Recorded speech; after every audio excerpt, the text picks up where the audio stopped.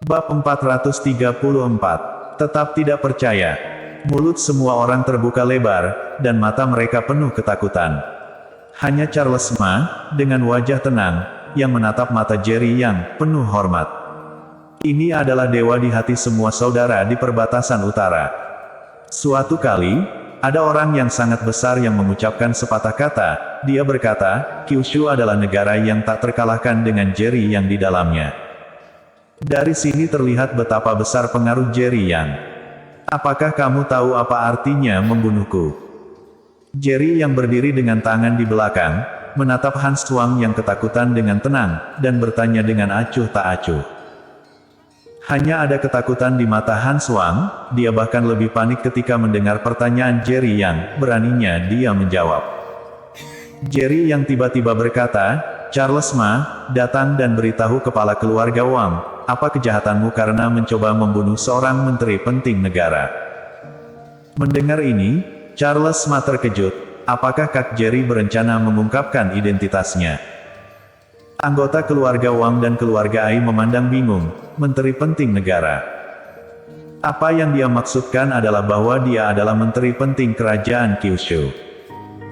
Charles Ma berkata dengan wajah serius, menurut hukum 9 provinsi, mereka yang berniat membunuh pejabat penting negara sama saja dengan pengkhianatan.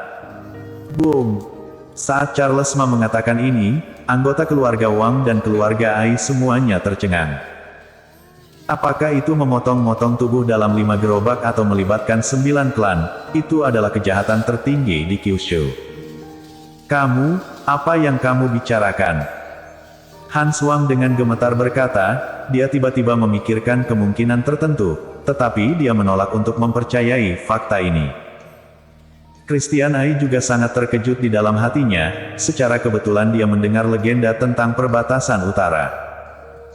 Dikatakan bahwa pasukan utara saat ini adalah seorang pria yang sangat muda, berusia kurang dari 30 tahun, dengan kekuatan yang sangat menakutkan. Bahkan peluru pun tidak bisa melukainya. Orang seperti ini telah melampaui kategori manusia. Satu orang bisa mengalahkan setengah negara. Bisa dibayangkan bahwa orang seperti ini menakutkan. Ayah, dia hanya menggertak. Hanya dengan membunuhnya kita bisa menyelamatkan diri kita sendiri. Kalau tidak, dengan kekuatan yang baru saja dia tunjukkan, akan mudah membunuh kita.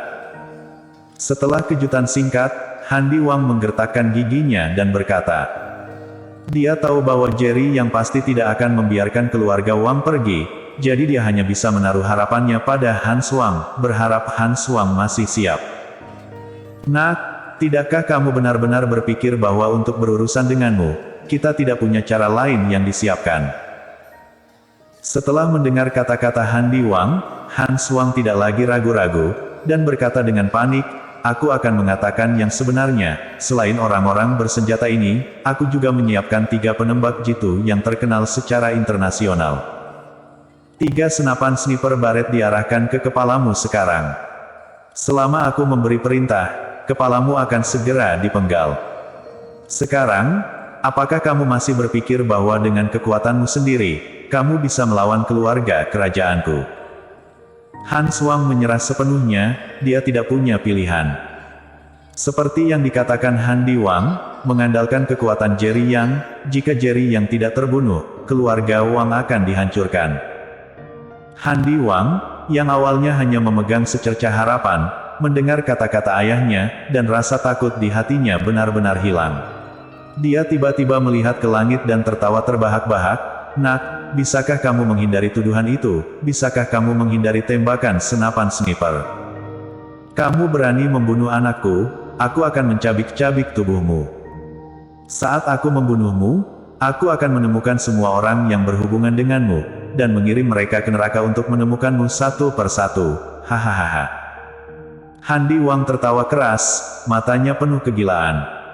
Anggota keluarga Wang lainnya juga tampak bersemangat, berharap mereka bisa membunuh Jerry yang sendiri.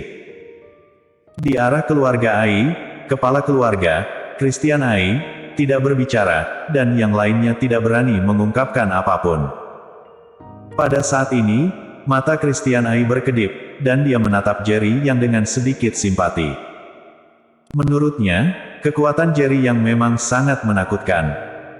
Namun, keluarga Wang lebih siap, tidak ada seorang pun di dunia ini yang dapat menghindari 3 senapan sniper, bukan? Bahkan jika dia curiga bahwa Jerry yang kemungkinan besar adalah yang ada di Legenda Utara, ini hanya tebakan. Sejauh menyangkut situasi saat ini, dia lebih cenderung percaya bahwa keluarga Wang dapat membunuh Jerry Yang. Benarkah? Jerry yang mencibir, tiba-tiba meletakkan cangkir teh porselen putih, lalu mengambil 3 sumpit perak dari meja. Di mata semua orang, dia melambaikan tangannya dengan santai. Bang, bang, bang.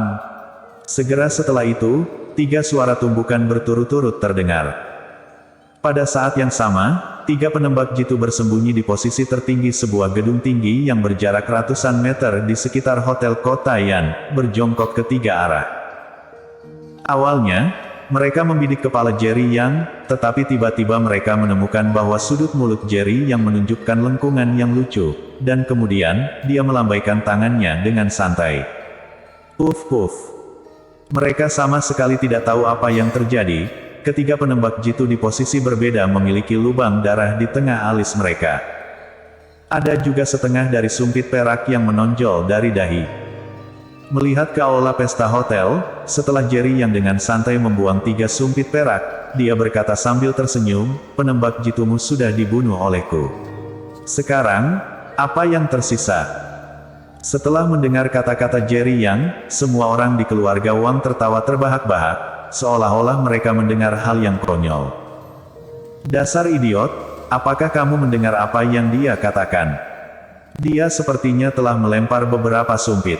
Mungkinkah maksudnya melempar beberapa sumpit secara acak dapat membunuh 3 penembak jitu yang jaraknya ratusan meter? Ini seperti membunuh orang bodoh di antara orang bodoh, apakah dia benar-benar mengira tangannya lebih kuat dari senapan sniper? Anggota keluarga Wang tertawa, dan beberapa bahkan meniru gerakan Jerry Yang, mengambil sepasang sumpit perak, lalu membuangnya, dan berkata, "Puff. Mati. Hahaha." Semua orang di keluarga Wang tertawa. Tetapi di mata Jerry Yang, dia merasa seperti sedang melihat orang idiot, dan dia menggelengkan kepalanya dengan senyum tak berdaya. Charles Ma, kamu mengatakan bahwa orang-orang ini semua adalah pemimpin yang sudah mati, mengapa mereka masih tersenyum begitu bahagia? Charles Ma mencibir, karena mereka bodoh, mereka bahkan tidak tahu seberapa kuat kamu. Tawa mereka membuatku merasa sangat tidak nyaman. Apa yang harus aku lakukan? Jerry yang bertanya. Menurut hukum Kyushu, kamu berhak memerintahkan mereka untuk dibunuh, kata Charles Ma.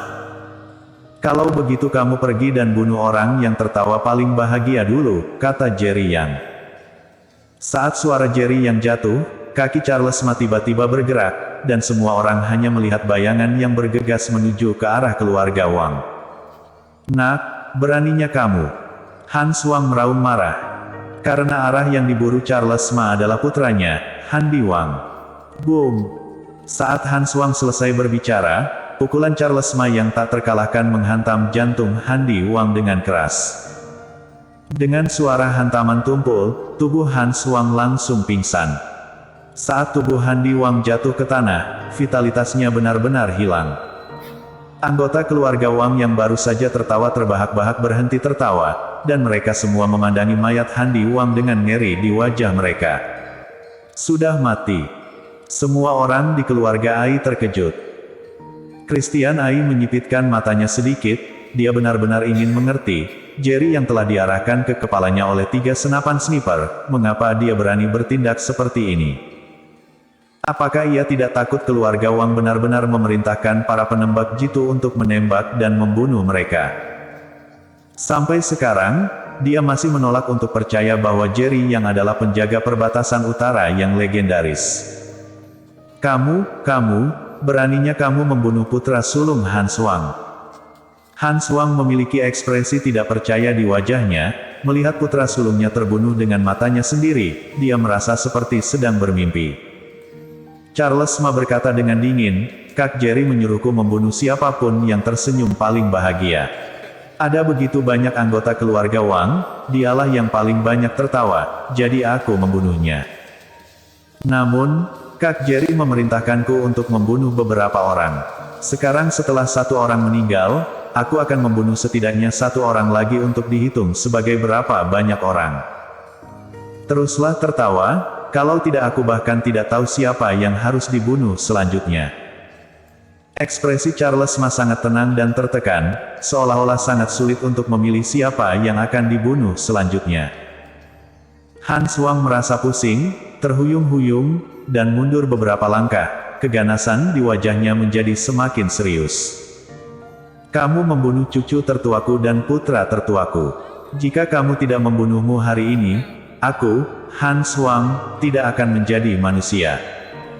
Han Xuang segera marah, dan dia hampir meneriakkan kata-kata ini. Karena gejolak emosinya, dia tiba-tiba memuntahkan seteguk darah, wajahnya langsung menjadi pucat, seolah-olah dia telah terluka parah.